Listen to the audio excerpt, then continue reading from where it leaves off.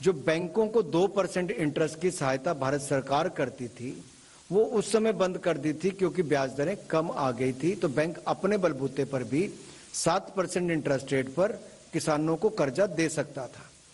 क्योंकि हाल ही के पिछले 2 महीनों में आरबीआई ने रेपो रेट बढ़ाया 3 बार 40 पॉइंट 50 पॉइंट 50 पॉइंट, उसके कारण ये जरूरत महसूस हुई कि बैंकों को इसका नुकसान ना हो, तो भारत सरकार 34,856 करोड़ रुपए की मदद अपनी ओर से करेगी ताकि किसानों को ज्यादा ब्याज ना देना पड़े और किसानों को लोन देने वाले बैंक उनको भी कोई नुकसान ना हो। इसके लिए 34,856 करोड़ रुपए का हम लाभ दे रहे हैं।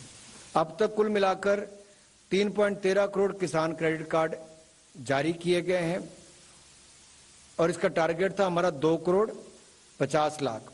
जो इसमें से इनको पैसा मिला है वो भी मैं आपको बता ही देता हूं।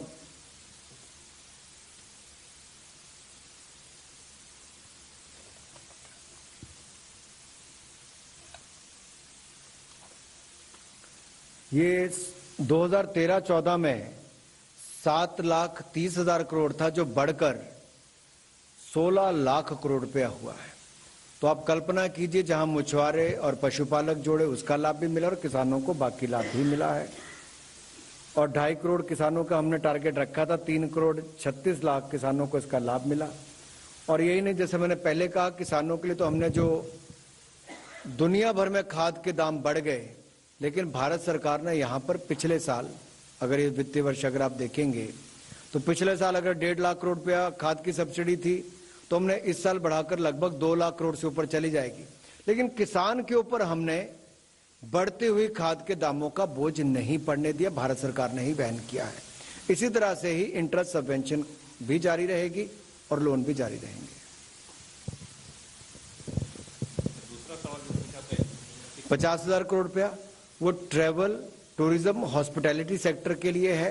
और पहले भी आपको याद होगा हमने सबके लिए वो किया था, लेकिन उसमें आपने देखा था कि 95% जो है वो एमएसएमई ही है। 95% जो लोग हैं एमएसएमई है। तो इसमें भी ज्यादातर लाभ छोटे ट्रैवल, टूरिज्म और हॉस्पिटैलिटी को, और बहुत बड़ा वर्ग है जिनको एक्चुअली वर्किंग कैपिटल की आवश्यकता है। उस समय भी 20% additional working capital emergency credit line guarantee schemes के माध्यम से भारत सरकार ने की थी। अब भी इसमें 50,000 करोड़ रुपया केवल और केवल ट्रैवल,